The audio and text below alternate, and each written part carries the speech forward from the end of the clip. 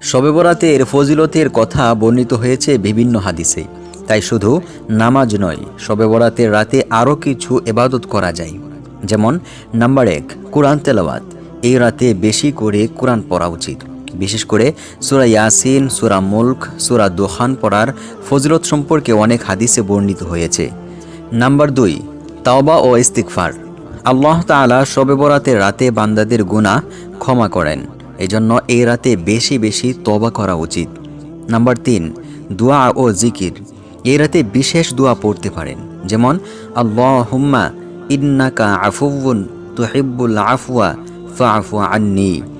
দোয়াটির অর্থ হচ্ছে, হে আল্লাহ, তুমি ক্ষমাশীল, ক্ষমা করতে ভালোবাসো, তাই আমাকে ক্ষমা করে দাও।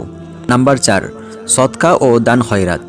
এই রাতে গরিবদের সাহায্য করা অত্যন্ত পুণ্যের কাজ, তাই সকলে সামর্থ্য অনুযায়ী দান খয়রাত করা উচিত। নাম্বার 5, কবর জিয়ারত। রাসূলুল্লাহ সাল্লাল্লাহু আলাইহি ওয়াসাল্লাম শবে বরাতে কবরস্থান জিয়ারত করেছেন, তাই আমরাও এই রাতে কবর জিয়ারত করতে পারি। কিন্তু মনে রাখতে হবে, রাসূল সাল্লাল্লাহু আলাইহি ওয়াসাল্লাম একাকী কবর জিয়ারত করেছেন, তাই দলবদ্ধভাবে না গিয়ে একাকী কবর জিয়ারত করা উচিত। ভিডিওটি ভালো লাগলে ভিডিওতে একটি লাইক দিয়ে চ্যানেলটি সাবস্ক্রাইব করুন।